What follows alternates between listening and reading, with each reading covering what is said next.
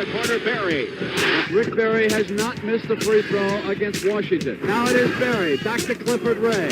Goes to Rick Berry. Golden State getting that ball moving. Intended for Berry. Berry, look at that pass. Rick Berry, look at that shot, would you? You want answers? I think I'm entitled. You want answers? I want the truth. You can't handle the truth. Berry wants to make a move and three. There's a Berry. He's got his shot. Hey everybody, Rick Berry here with the, that's right, the Surfman himself is here with me, Cyrus Saatsaz. That's exactly right, and I dare you to try to spell his name correctly. It's not as bad as Krzyzewski, but it's a tough one. It's up there. It's up there.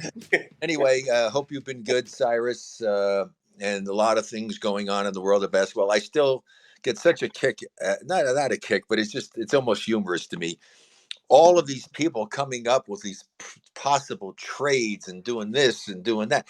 I guess they don't have anything else meaningful to talk about. So they have to talk about bullshit that you don't even know is going to happen.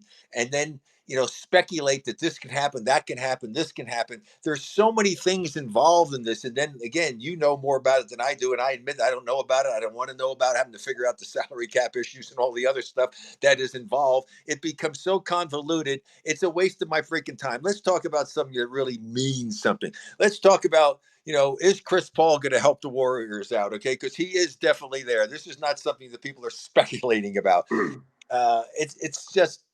It really is humorous at a time, but I do think that he's going to have an opportunity to make the team really tough, because a key to success for any team is what's your bench like. Mm-hmm. I mean, just think about this. You're bringing in somebody of his caliber to possibly be the guy leading the second unit, and at times being on the floor with Steph Curry, which would free Steph up from having to bring the ball up and do those things. And he's so good moving without the basketball. I mean, the shots that Chris should be able to create for not only, for Steph and the rest of the team, Clay and whatever. I mean, I'm excited about that aspect of it. I mean, I really am. So absolutely, it's going to be fun to see what happens. And then they want to go small. That could be very interesting with Chris Paul, Steph Curry, Draymond Green, right? Klay Thompson. And then, and depending upon what they want to do, if they don't want to go with Looney, right? And they want to go with the shooting from the outside, their new pickup. I'm trying to pronounce those guys' foreign names. I feel like Johnny Most. You heard the story about Johnny Most, didn't you, when he was doing? No. Johnny Most was a longtime broadcaster for the Boston Celtics. He was a chain smoker, had a voice like this, and Bird throws the ball, and Bird throws it to Johnson. And so he was doing, the McDonald's had the games before the season, and we go over it and broadcast some of that stuff when I was broadcasting. And they were doing a game with I think it was the Serbian team or whatever. And so Most didn't even spend any time at all trying to learn how to pronounce the names, right? And the guy with the beard throws it to the guy with the mustache, and the guy with the mustache. I mean, it was the most hysterical. You have to look that up. I think it's on the internet. I will. Folks, look it up. If you don't laugh at that, it was classic. It was absolutely classic. But was it? So anyway, they can go with a team, other than Draymond, who's not the 3-point shooter, but they can go with a team that can shoot. And with Kuminga getting to be a pretty decent 3-point shooter now, as well as his athleticism. I mean, hell, you could even put Draymond on the green and go really small and have 5 guys out in the perimeter who could all shoot 3-point shots at a pretty high efficiency from 35 and above. That would be interesting to see how a team would match up against that and how they would attack them. So there's just so many things that Steve is going to be able to do with the lineup that they have. And let's throw this in there now, because we'll get to the questions from other people. So I don't want to, cover all their stuff, because they have questions that I may answer. Right. Well, I get on talking. You think I'm bad now? I'm going on a cruise with my wife this fall, and I'm going to go over and I'm going to actually try to go and actually kiss the Blarney Stone. So if I can talk like this without having kissed the Blarney Stone in Ireland, which is supposedly if you do that, you have the gift of the gab. Okay. I might be really dangerous when I come back from this trip if I kiss the Blarney Stone. Anyway, it's going to be fun to see what happens. But I did watch, and I saw some video of the Warriors and their pick, and the other guy's second round pick. I like some of the stuff that I saw from him. Absolutely. I mean, really, I know he's athletic. I like that. This is Dale Davis's kid you're referring to, right? This is Dale Davis's kid, Trace Jackson Davis. Yeah, for sure. Love it. I liked what I saw. Now, of course, they always pick the best stuff. But here's the deal. you still have to do it. Now, maybe you don't do it as often as you'd like a guy to do it, but he has the potential to do those kinds of things because it's there on video to see.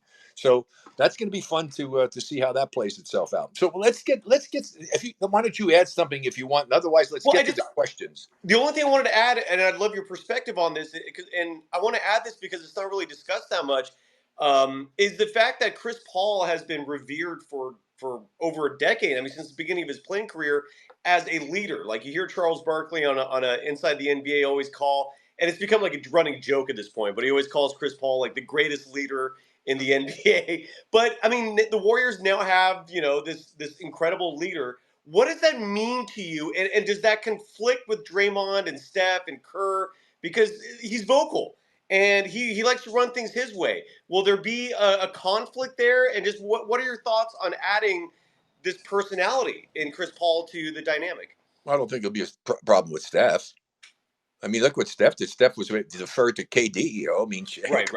Yeah, 2-time MVP. I mean, so no problem with him. I don't think Clay is that type of a guy. Clay's smart enough to know this guy's going to get me a lot of good shots. Right. So why would you be upset with him? The only guy that might take an offense to it because he even mentioned about it because he never was a fan of Chris Paul is Draymond. And why he even came out and said that publicly, I don't know. Why would you even bring that up, Draymond? My God, that's between you and him and the team. Work it out amongst yourselves.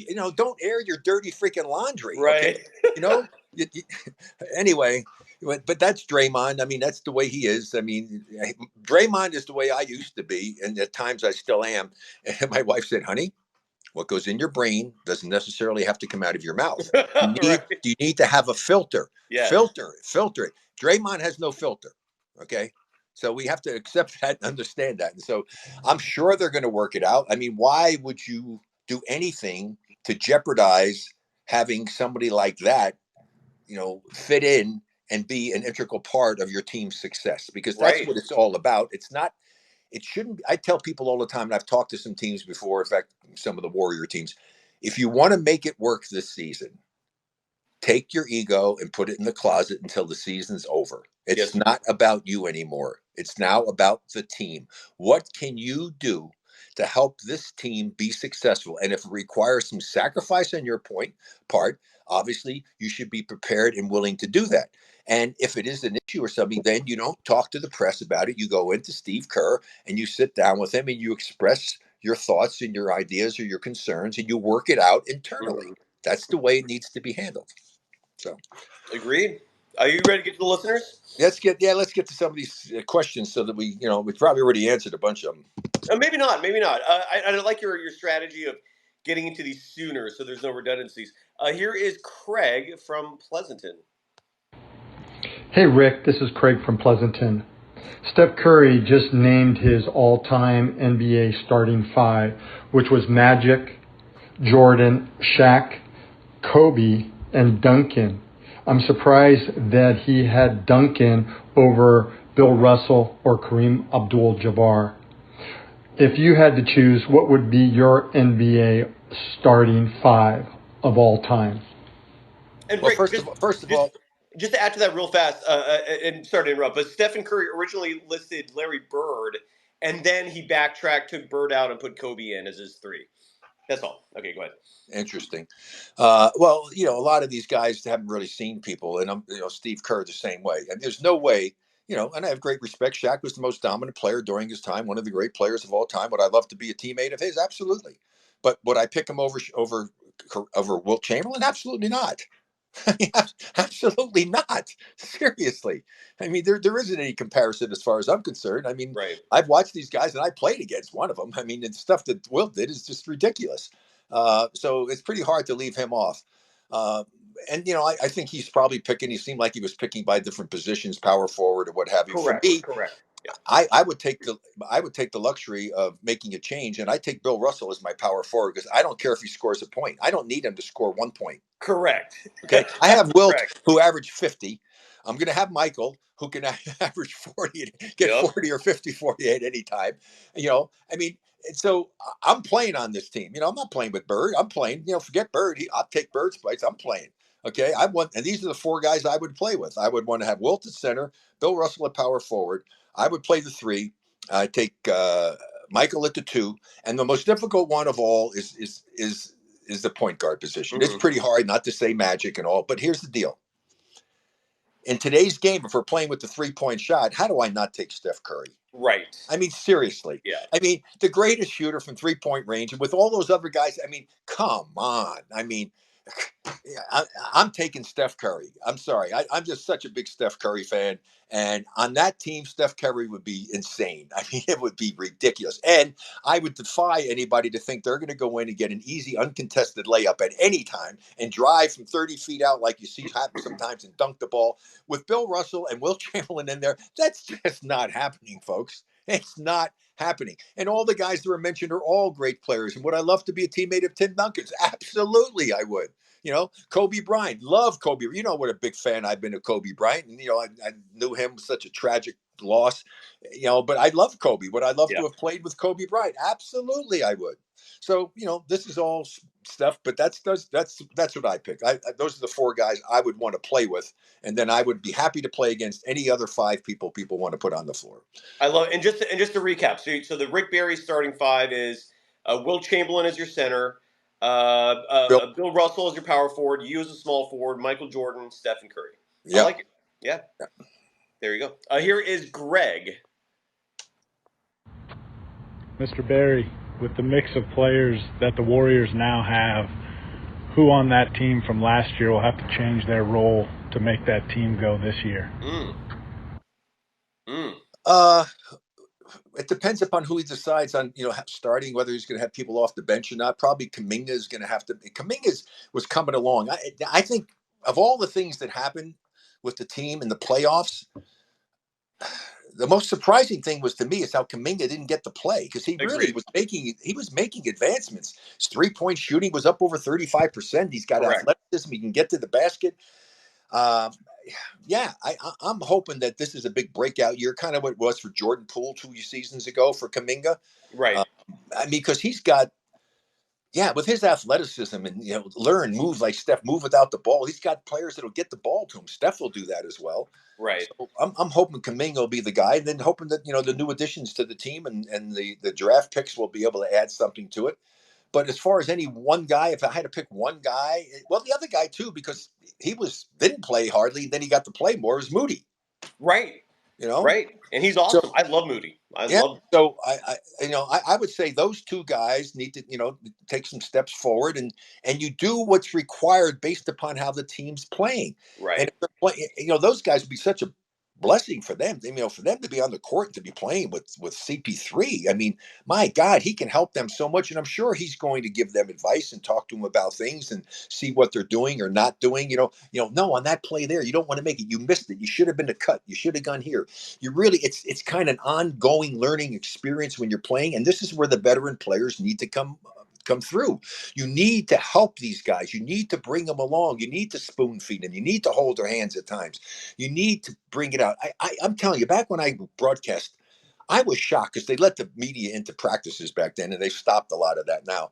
Mm-hmm. But I would watch a team go out and they're practicing and they're scrimmaging, playing. And I'm watching so many things happening that were wrong that the teams were doing as far as man-ball relationship, not screening off the boards, and they're still just playing. I'm going, what? When I coached, I blew my whistle every time, and I told, like Clifford Ray, who was ever working with me, stuff, if you see something happen that was the wrong thing, it was a mistake, blow the whistle. And the rule is, when the whistle is blown, you stop exactly where you are. And then I would stop and I go, Cyrus, what just happened? I want to know if you knew what the hell just happened. I've had coaches like you, sir, who have done that. Because it's a learning experience. Yes, you learn through the mistakes that you make. But if you don't know you're making a mistake, then how the hell are you improve on it? Yep. You're going to what? You're going to keep making the same damn mistake. Yep. So that's the part that I think is really critical for them to be able to talk to him. I remember, I tried to talk to Jamal. In fact, I used to joke with Jamal, who was Keith Wilkes at the time when he was a rookie. And I would guard him when we were practicing. My God, he would like make everything. I said, listen, Keith, here's the deal. When you play in the game, you know, they have this thing about visualization and stuff. I said, not that I'm a big believer in all that crazy stuff, but I said, just visualize my face on your opponent, because if you see that, you're going to be like you never miss when when I'm guarding. Right. Yeah, there you go. Good call. Here is Nick Conser.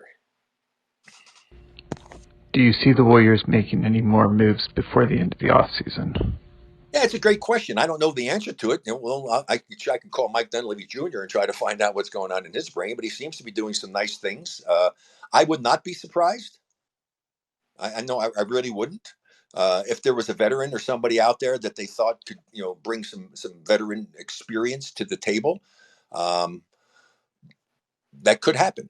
But right now, with the moves that they've made, I think this is a better basketball team than last year. Oh yeah, by far.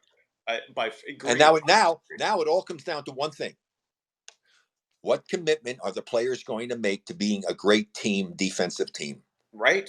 That's what it comes down. It's not the individual defense. You don't win championships on individual defense. That's a bonus. If you got a good guy, make a guy work harder. You win with team defense. Right. Helping one another, rotations, understanding what's going on, screening guys off the boards, controlling your defensive boards, getting it out, running, filling the lanes, doing all the passing cuts, the stuff the Warriors do so well, have done so well over the years. And that's going to be the defining element, I think, to determine just how good a season they're going to have, along with being hopefully blessed with good health. And just to add to that, Rick, and you're absolutely right. The Warriors are one of the few teams in the NBA that actually have not filled out their roster. And I've been saying that a possible strategy behind this move is waiting for the buyout market, because a player like JaVale McGee could potentially become available. And whereas a lot of other teams, their rosters are packed, they're set.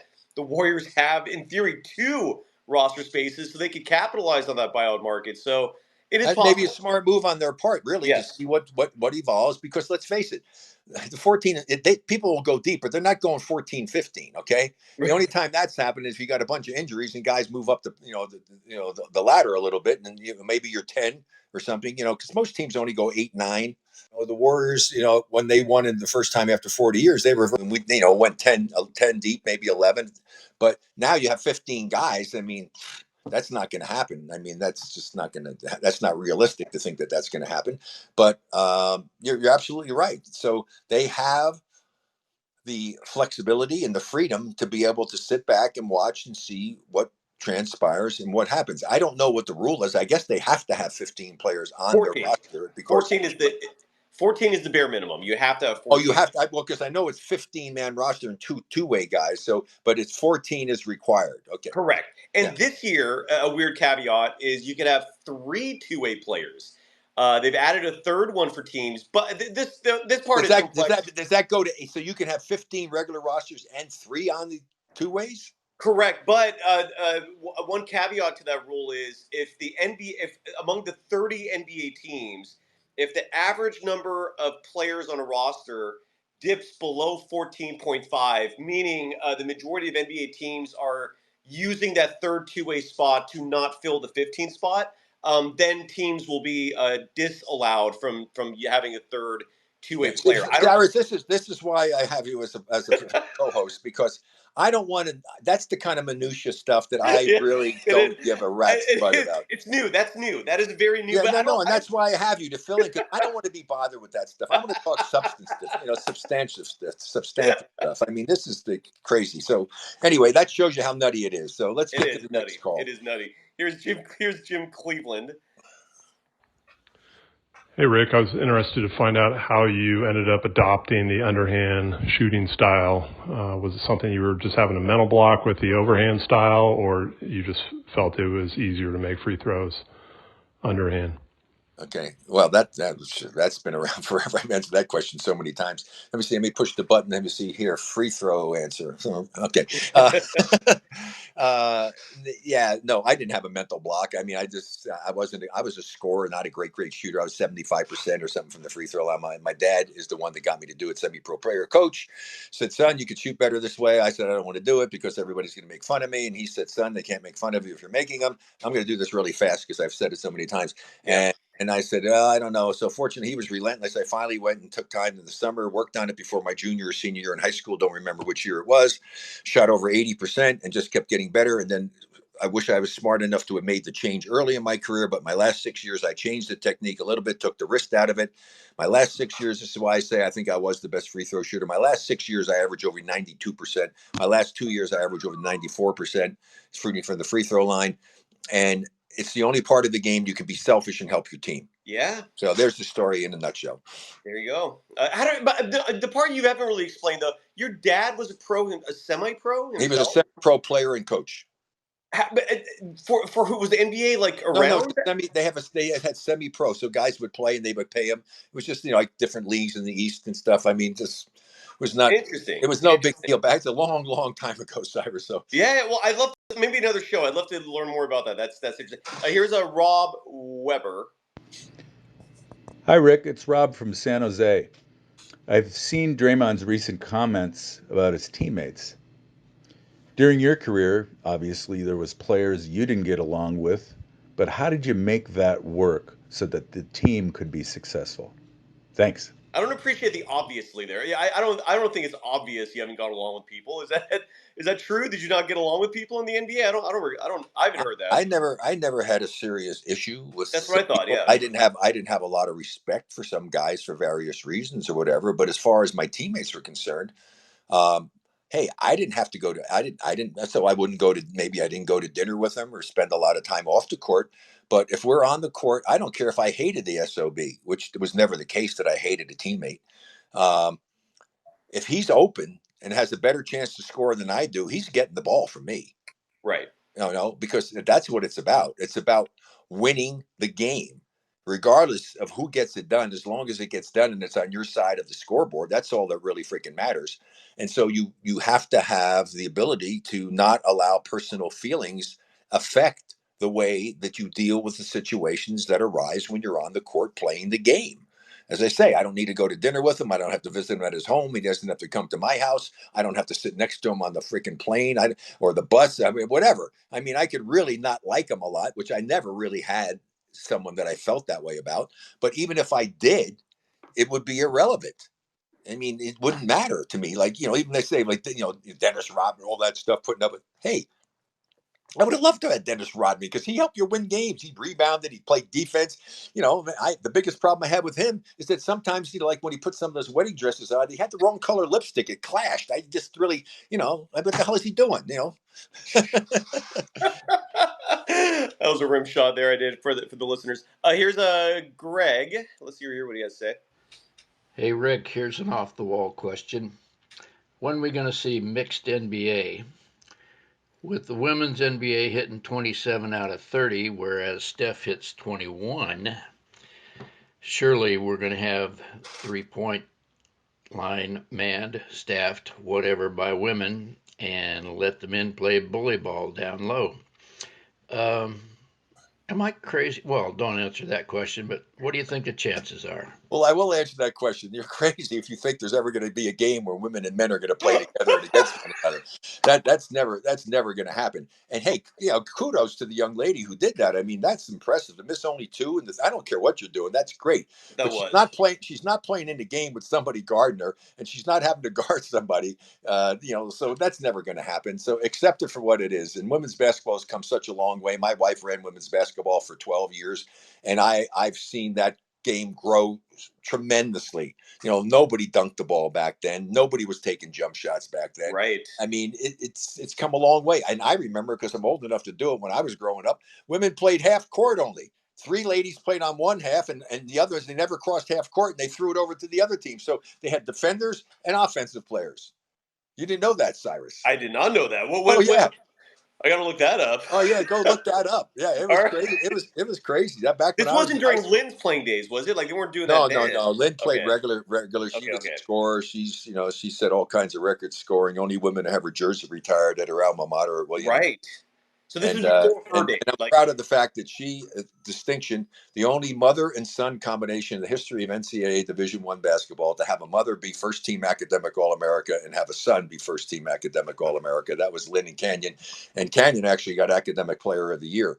So I'm proud of that and happy for them that they were able to do that.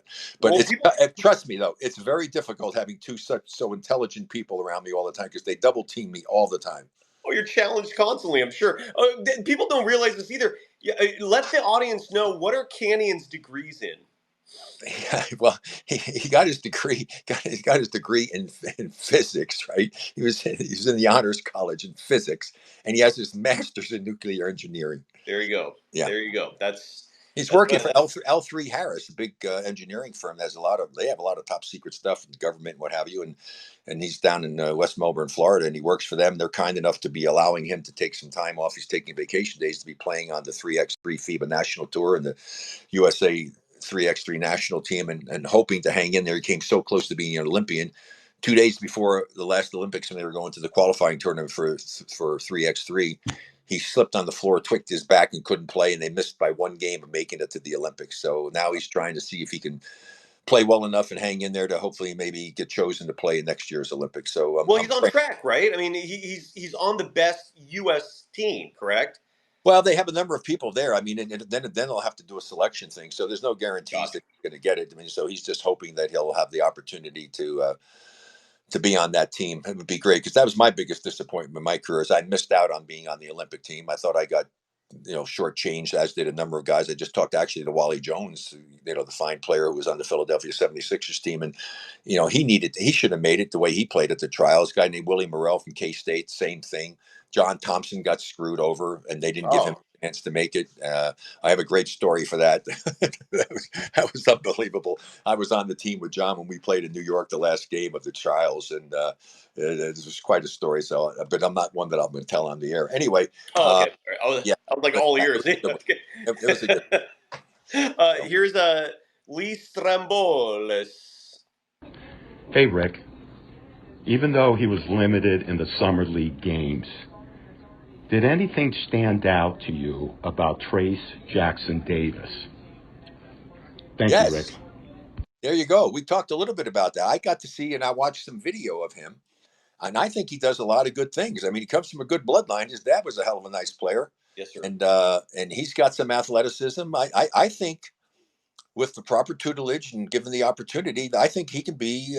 I think he can be an addition to the team for next year and provide some good minutes for him. I really do. Well, I mean, and he played all 4 years. I believe he's going to turn 24 this year.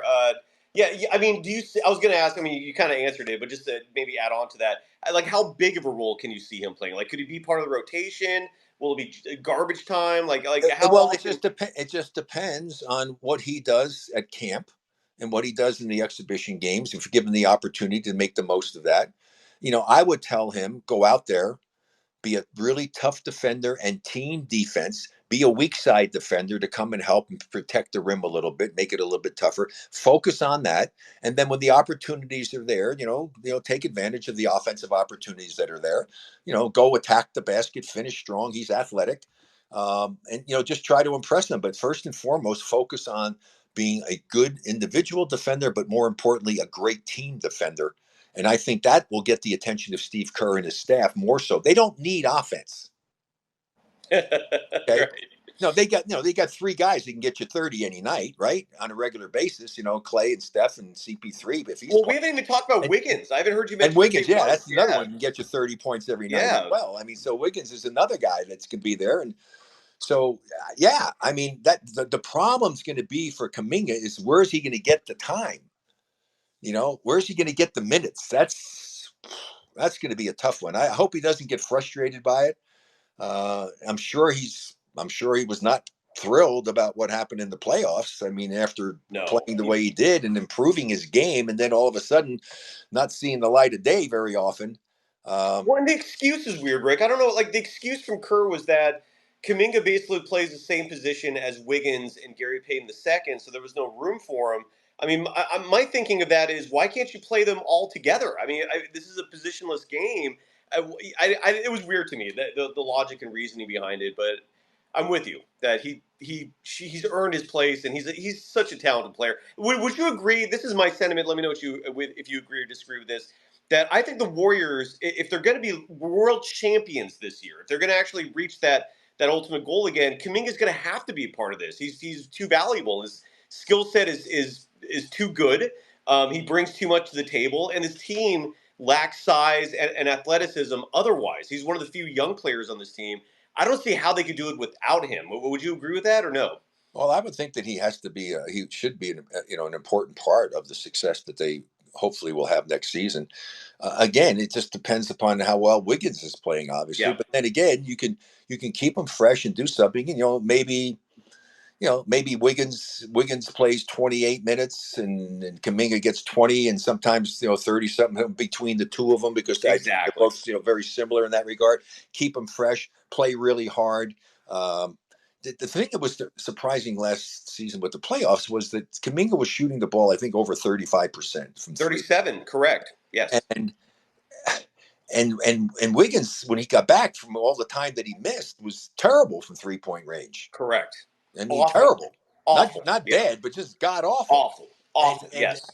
hurt them some. So if that's the case, I just didn't understand why you wouldn't have given Kuminga some time, to see what he would be able to do. But anyway, as I said, it's easy to sit around and second guess and everything, and you're not there all the time. You don't know what's going on in practice. There's a lot of variables involved. And you have to then worry. You had to know, as a coach, you have to know the psyche of a guy. If I were to do this to him, can he handle it? Can he not handle it? How's he going to react to it? I mean, there's so much more involved in it to just, throwing a body in, throwing another body out. I had a tough decision last week in my Big Three game, coaching, which were hanging tough. We had a big win. Leandro Barbosa, who I love, former Warrior player, and I took Leandro out in the second half of the game. He'd take a couple of tough shots and all, and he had been scoring some points. And it's just one of those things, I mean, I'm taking my guy who's like my best player out, right? I kind of felt like what Franklin Muley did to me in Game 7 against the Bulls in '75 in the championship of the Western Conference. He took me out of the game because I was so freaking bad. Now, Leandro wasn't all that bad, but I just had a feeling and I wanted to get some minutes, and I put DeJuan Summers in the game. Shit, DeJuan Summers killed it. Oh, there you go. I mean, he knocked down threes. He played great. In fact, if it wasn't for him, we probably wouldn't have won. And then my other guy, Jalen Johnson, did a great job. He's 26. I can't believe that some team hasn't given this kid an opportunity, because he can pass the ball. He's got some talent. I mean, anyway, it is what it is, but we won the game. And so at least we're not going to be eliminated after our sixth game coming up in Boston this weekend. Even if we were to lose, which I hope we don't do, our record would still be good enough to not be one of the teams eliminated from the chase to get to the playoffs. So good. We'll see. Awesome. Here's that's a great. And do you have information in terms of the Big Three, if people want to watch the ball? Yeah, Big Three is on. You can see games there. They stream the games. CBS carries sometimes 2 or 3 games on CBS on their network, and Sundays normally it's Sundays when they broadcast them. Or Saturday or Sundays, depends. Sunday. It'll be Sunday. This coming Sunday in Boston, and so you can do that. And obviously tickets are available. They're not, it's not like going to an NBA game, so it's affordable for the people to be able to attend. We've had some nice crowds, and the games have been extremely competitive. I mean, we've had really competitive games, and I love my team. My guys have such a great attitude. Jody Meeks from Kentucky is there, and Jeff Ayers is my big guy, and then I've got Jalen Johnson, who's my other player, along with Leandro, and just good guys who never quit. And we stunk it up at the beginning. We couldn't put it in the ocean. Oh my God, we were down 9 points early. And then we just fought back, played some tough defense, and did a lot of really good things, and wound up when we were down at halftime, wound up winning the game 50-42, based upon my guys playing hard. And we were tied at 40. We were tied at 40. So, but the whole thing about that, when you're playing a game to 50, and that, hey, the team that's shooting the ball well is probably going to wind up winning, because you have to make shots. And the beauty of that game, I think Leandro made 2 threes, but he didn't have one of his best games at all. But Jody, who's my great 3-point shooter, he didn't shoot well. I think he only made 1 3-pointer. He didn't have a particularly good game shooting. So we weren't shooting all that well from the outside. My big guy, Jeff, who could shoot threes, the 7-footer, he couldn't make any. But, we came through when we had to and did what you had to do. But that's why it's called a team. Right. Because people have to pick it up, when the other guys aren't doing it. And my guys did. If it weren't for my 2 guys who didn't start the way that they played in that game, we don't win. That's the same thing that happens sometimes a lot with the Warriors when they were winning championships. They would be behind. They put the bench in. Hell, a lot of times the bench would get them back in the game. And then the other thing you want when you put your bench in, you want to hope that you keep your lead. Don't let the other team cut into it. If they just do that, they've done a great job, right? Just to hold fort, as they say. Just Absolutely. keep that lead. And the bench is a critical element to the success of any team, whether it's two guys in the 3-on-3 game where you come off the bench, or it's on an NBA team where you have a whole bunch of guys on the bench. And that's why it's up to the coach to make the decision as to who do you put in, when do you put them in, and sometimes it works and sometimes it doesn't. Well, I'm looking at the standings right now. If you go to big3.com, your team, Rick, the Ball Hogs, you're in 5th. You're only a game back. You're doing good. Well, we should be, because we actually had a game taken away from us, which is unfortunate. I mean, we lost the game. We were up 49-47 to a game to 50. The other team, we had 17 fouls called against us and 3 against the opposite. Yeah, you mentioned that last show. I mean, that's ridiculous. And then when you get a foul after 6, if they make the free throw, they get 2 points in the ball back. They did that 4 times, and then a guy made a bank shot off the glass to beat us. To get it, go to 50-49, and we wound up losing in overtime by 2. But that's a game that was our game. It was one of those games that it wasn't called fairly, unfortunately. But yeah, you got to live through it. And we did a lousy job, giving too many offensive rebounds. If we had just controlled that part of what we could control, we still would have won the game despite the officials. Right. Okay? Because I don't generally will not blame a loss on officials, okay? Because there are things you could have done better to help you win the basketball game. So we could have won the other game we lost. It was really close going down the stretch. So we're very competitive, and hopefully we'll find a way to win this weekend and stay in the hunt and get to the playoffs. And it would be fun to get to the finals, because the finals are going to be in London. Oh, wow. All right. Yeah. How many games in the season? Because right now your team is 3-2. Like, how many? Yeah, well, we've got Boston, Charlotte, Detroit, and then the playoffs in Washington, D.C. So that'll be there, and then the teams go on to the finals in London the weekend after that. And there's 12 teams in the league total. How many make the playoffs? The top 8? Well, 2 are getting knocked out now this weekend, so we'll be down to 10. And then I would assume that after Charlotte, they're liable to knock it down even more after that, based upon the record. And then the same thing with the game up in Detroit to finally get to the guys that'll probably be, 4 teams will probably wind up going to D.C., have semifinals there, and then the finals the next week. Wow. All right. Well, I mean, again, just check out big3.com. You can see the standings. Rick's Ball Hogs you're tied for 2nd with a huge log jam. There's actually 5 teams tied for 2nd place at 3-2. Who are you playing this weekend? What's your opponent? We're playing Bivouac. Oh, Bivouac. Yeah, they're 2-3. Okay. All right. Who's on their team that sticks out? We got to try to beat them. But they're a good team. They've got some nice players, and we just they got Gerald Green. I love that, like, it's all these ex-NBA players. Gerald Green, Corey Brewer is on their team. Ryan Hollins, who's been trying to make a name for himself in broadcasting, is on that team. And you're playing against Gary Payton's club. Yeah. Oh my God! All right, I'm checking this out. I love that. I'm in on the big 3. I think this. Yeah. Well, Gary, I don't know. I think Gary something's happened. I don't think Gary's going to be there and all. But anyway, why? Hopefully we'll play well. He's got some commitment or something he's got to do. But anyway, hopefully we'll find a way to play well enough to win that game. We'll see. I hope so too. Go Ball. All right.